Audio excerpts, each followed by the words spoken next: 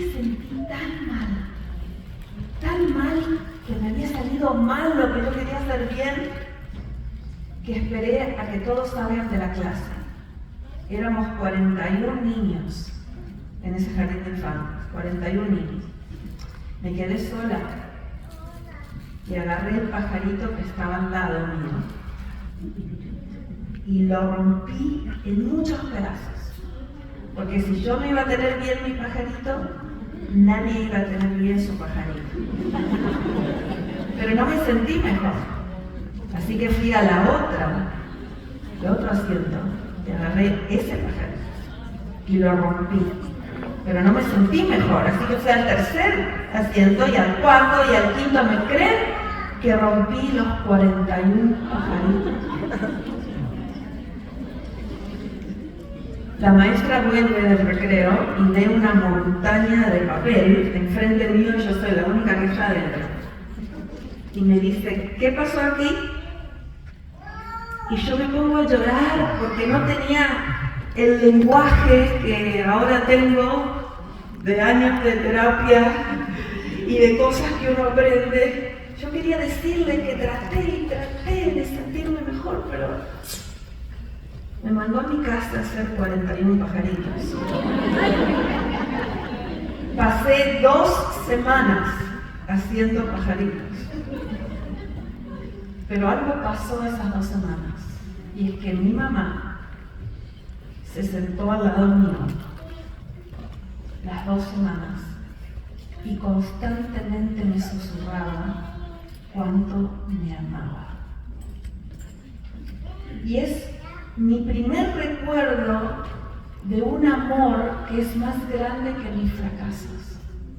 Es mi primer recuerdo que tengo de que cómo puede ser que alguien me ame a pesar de que yo me había portado mal.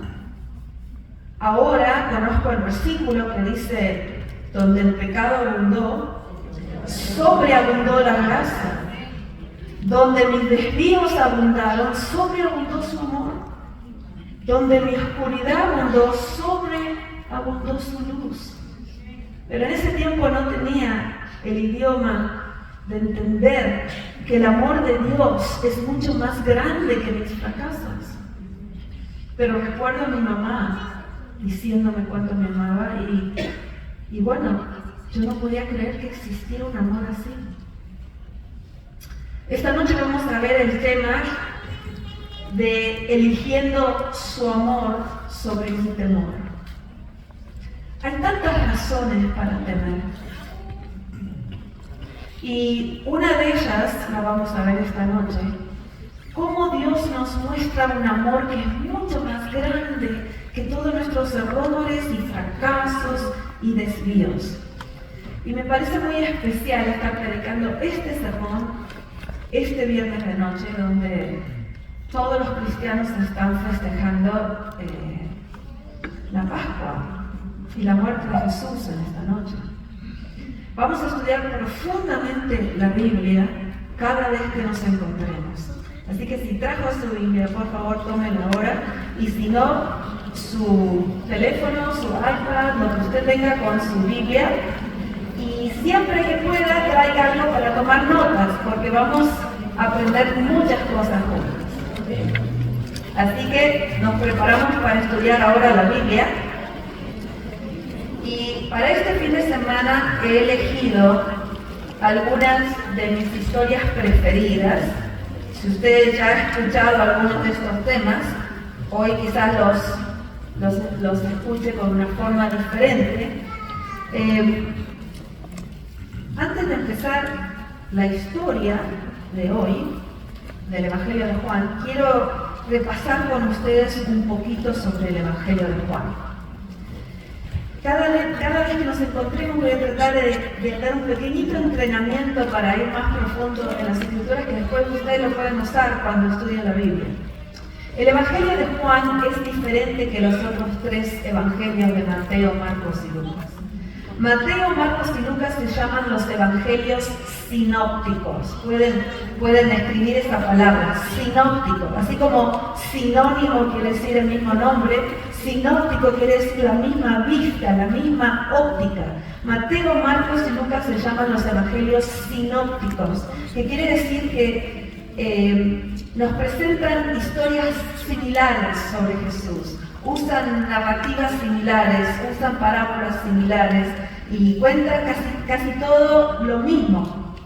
Pero Juan no es un evangelio sinóptico. 92% de Juan está solo en Juan. Así que fíjese cuánto.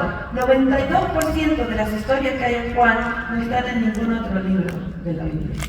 Así que él elige historias diferentes que los otros que nos cuentan de Jesús. Y es interesante porque Juan nos dice por qué decidió escribir otro evangelio cuando los otros tres ya estaban escritos.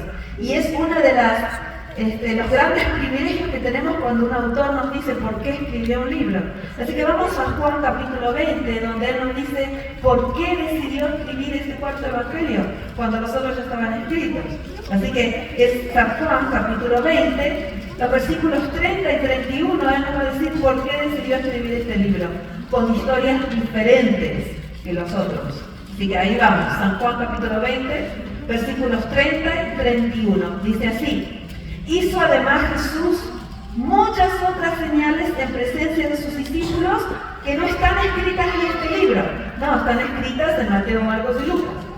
Pero estas, versículo 31, estas que yo elegí, dice Juan, estas se han escrito para que, acá está el propósito, estas se han escrito para que creáis. Ese verbo es el verbo principal de Juan, lo usa 97 veces en su evangelio. 97 veces él habla de creer, inclusive en el versículo más conocido de toda la Biblia, Juan 3:16, porque de tal manera amó Dios al mundo que está su Hijo unigénito para que todo aquel que en él... Ahí está el verbo, no se pierda más, tenga abierta. O sea que él habla de creer. Dice, yo escribí y puse otras historias diferentes que las que ustedes conocen para que ustedes lleguen a creer. ¿En qué? Que Jesús es el Cristo, el Hijo de Dios, y que para que creyendo tengáis vida en su nombre. Él dice, yo quiero que ustedes lleguen a creer en estas historias, que Jesús es quien dice que es y ha hecho lo que dice que ha hecho. Para que ustedes puedan vivir con la seguridad de la vida eterna y con la seguridad que Dios está con ustedes. Dice Juan, así que elegí otras historias. Estas historias fueron escritas para esto, dice. Entonces, él hace algo muy interesante que les quiero contar antes de empezar la historia. Él escribe todo el Evangelio de Juan en dos niveles. El que sus ojos ven, el que los ojos físicos ven, y un segundo nivel que usted solamente puede entrar cuando cree en Jesús. En cada historia del Evangelio de Juan, y esto es fascinante, en cada historia del Evangelio de Juan hay dos niveles y hay un diálogo entre los dos niveles. Por ejemplo, capítulo 3, Nicodemo, debes nacer de nuevo. Este nivel. Y Nicodemo dice, ¿cómo puedo entrar en el vientre de mi madre y nacer otra vez? No, dice Jesús, no estoy hablando de este nivel que ven tus ojos, estoy hablando del nivel de creer. Mujer samaritana, dame agua, pero pídeme a mí, tengo otra clase de agua. Señor, el pozo es hondo, no tienes con qué sacarla. No, dice Jesús, no estoy hablando de este agua, estoy hablando de este agua. El hombre que nació ciego, Juan capítulo 9, termina no solo viendo, sino creyendo en Jesús, y es el único que le adora en este evangelio. Y los fariseos, que creían que podían ver, terminan siendo los ciegos. Lázaro duerme. Bueno, si duerme se va a poner bien, dicen los discípulos. No, vamos, pero yo voy a resucitarlo porque soy la resurrección de la vida. O sea que cada historia del Evangelio de Juan tiene dos niveles. El que usted ve con sus ojos y el que usted cree cuando cree en Cristo. Y esto es tan importante para elegir la fe sobre el temor, porque nunca tú te vas a ver tan bueno como para ser salvo. Y sin embargo, cuando crees en Cristo, vives con la certeza de la salvación. No porque lo ves, sino porque lo crees. Y todos tenemos circunstancias en la vida que nos dan temor. Muchos de ustedes vinieron el año pasado cuando yo ya estaba tomando el avión para venir. y mi esposo estaba en el hospital y no pude venir. Yamilet tomó mi lugar. Mi esposo murió en diciembre y él estaba listo para descansar. Habían sido 8 años de una enfermedad neurológica que le fue sacando todas sus habilidades y ya los últimos meses ya no podía hablar ni tragar bien, por supuesto no podía caminar. Y cuando uno pasa por dificultades, uno dice, esto es lo que yo veo.